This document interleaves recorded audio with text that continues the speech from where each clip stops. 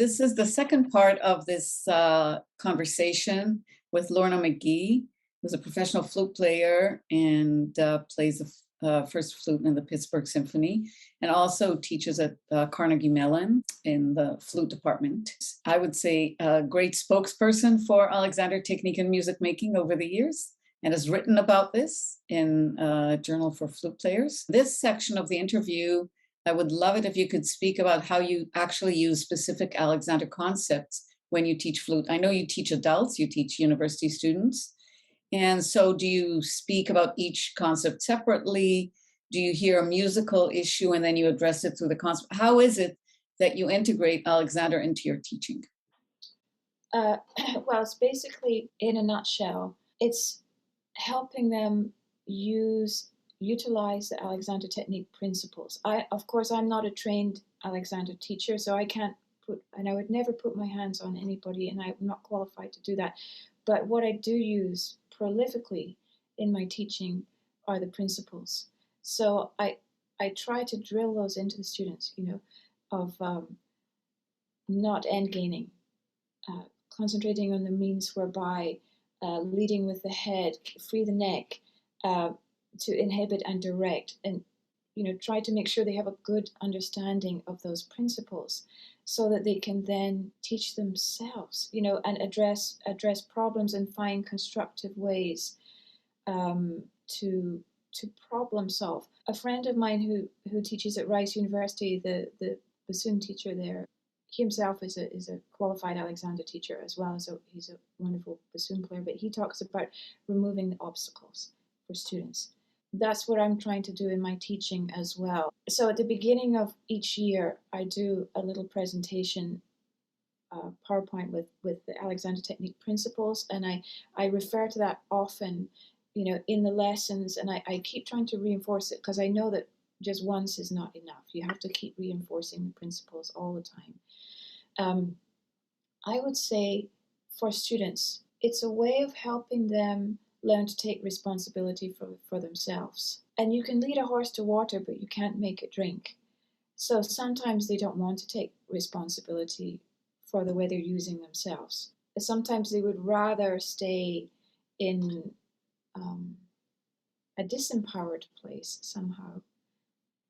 And it depends on the temperament of the student as well. So the way that you use the principles, I try to use them in the same way with each student, but I think you have to actually be a little bit more nuanced than that, because some of them are not ready to take responsibility for themselves, especially like the younger undergrads.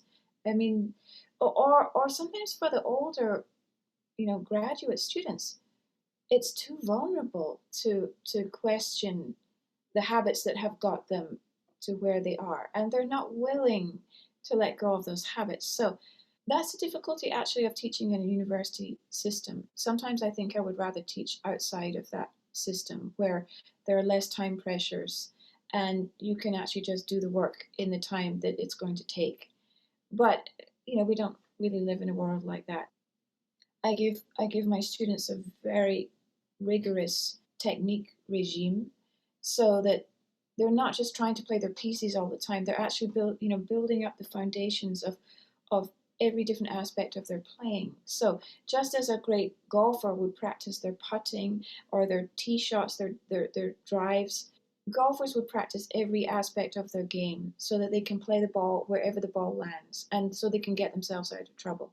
So I try to give my students a very rigorous technical regime. You're practicing different aspects. You're practicing you have some breathing exercises, you have some tone exercises, you have some finger exercises, you have your scales, some articulation exercises, flexibility exercises. So those are all like the different components of the game. And I try to instill in them, you practice these with a peaceful body. It's much, much, much harder to remember your Alexander Technique directions when you're in the middle of trying to play the last movement of a concerto. So you actually need to practice. It's much easier, and you have time to focus on your use, on your psychophysical connection, all of those good things, your direction, your inhibition. Practice on the technique.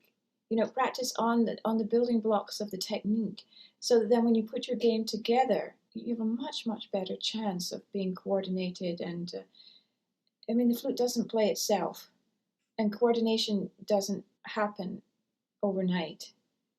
Uh, so it has to be built. So you build it in the most constructive way possible. So using your Alexander framework, and I must say, I have varying degrees of success with it. I'll be completely honest.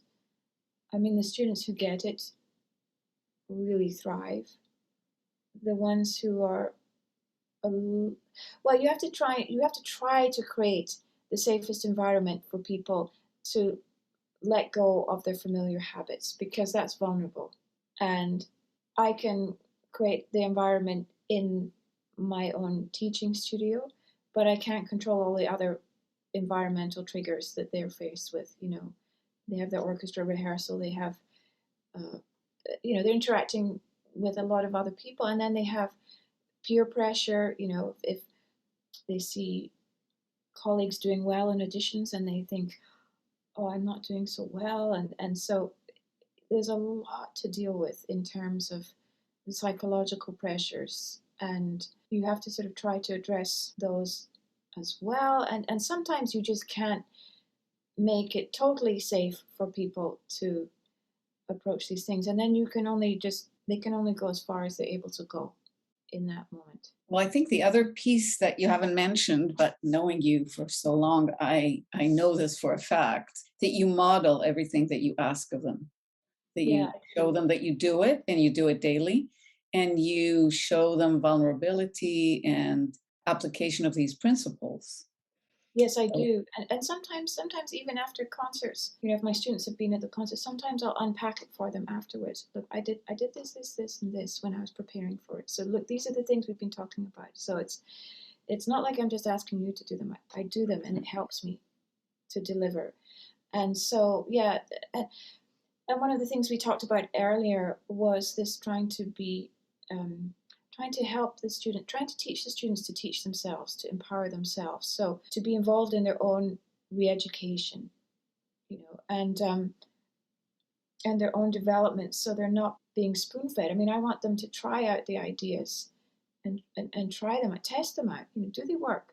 Not just to blindly accept things. Like, so there's a element of discernment and uh, digesting things for themselves and making them their own. I often ask students, when I give them some instruction, I say, how would you teach it?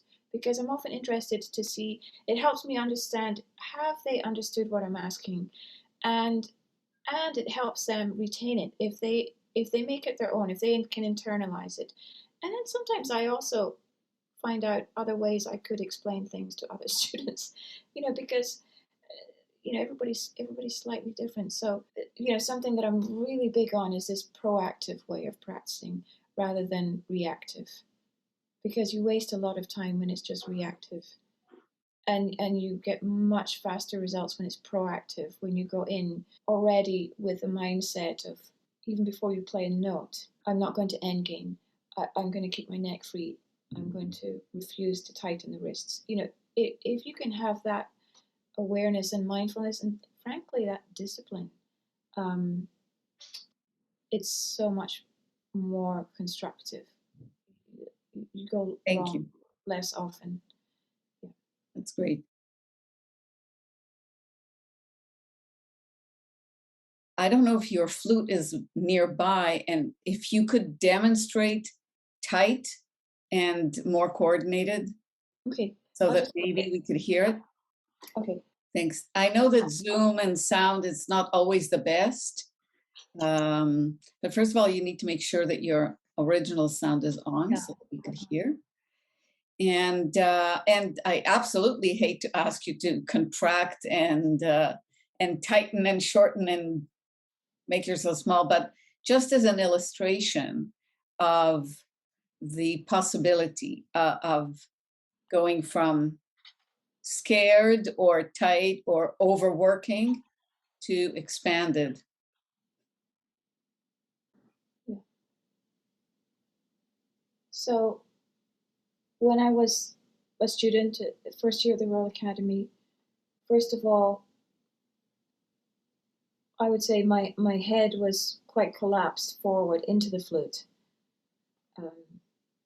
So then that really compromises your breathing. And then you're trying to do very difficult things as far as the breath is concerned. And you're trying to play, you have to play very fast as well. And so a lot of weight would be falling onto this left hand here.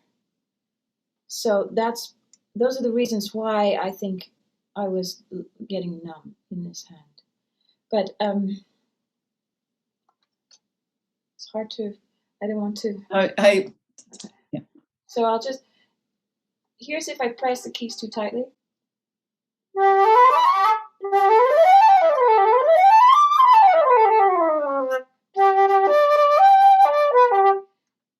It affects everything. It sends a chain reaction. This gets tighter, the jaw gets tighter, the neck is braced, the upper arms are braced, the shoulders. So then we send the chain reaction going the other way.